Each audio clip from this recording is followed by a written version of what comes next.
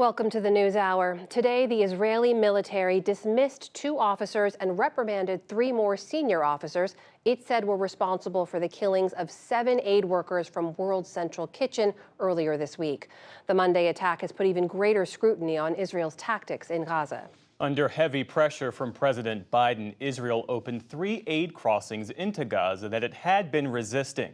The president also sent letters to the leaders of Egypt and Qatar, asking them to push Hamas toward a hostage deal. Here's Nick Schifrin.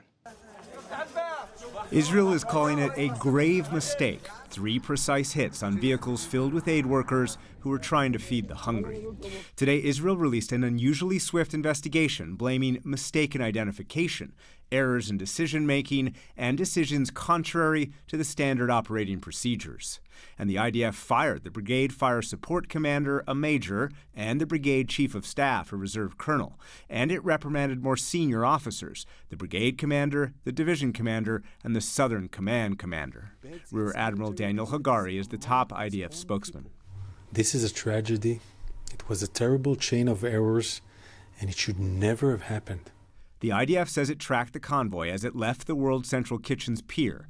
Along the coast, the IDF says an armed gunman boarded the convoy and surveillance spotted a second gunman.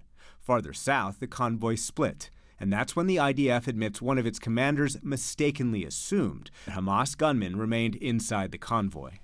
This operational misidentification and misclassification was the result of internal failures. Between 11:09 and 11:13 p.m., the IDF says it launched 3 strikes on 3 vehicles separated by more than a mile, even though they rode along the coastal road designated for humanitarian workers. The soldiers conducted the strike without any awareness that these were in fact WCK vehicles. At the time, they were certain that they were targeting Hamas. But the UN today and others say Israel's targeting problems run deeper. The war in Gaza has been the deadliest ever for humanitarian workers.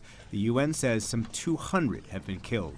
We can see that this is not really an exception, it's a norm.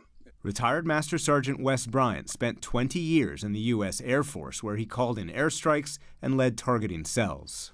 I think that when you have an overall culture of what seems to be, callousness and indifference towards civilian harm, disregard for international humanitarian law, and an over-aggressiveness, really an emotional campaign that's being waged by the IDF, the probability of these kind of targeting mistakes increases tenfold. The U.S. is also pressing Israel to help alleviate what the UN calls looming famine. And after President Biden pressured Israeli Prime Minister Benjamin Netanyahu in yesterday's phone call, Israel will open 3 new access points for humanitarian aid into Gaza: Erez, Kerem Shalom, and the Ashdod port. Secretary of State Antony Blinken. The real test is results, and that's what we're looking to see in the coming days and in the coming weeks. Israel has blamed the UN for food shortfalls, but is accepting responsibility for this strike, hoping not to lose the support of its closest ally.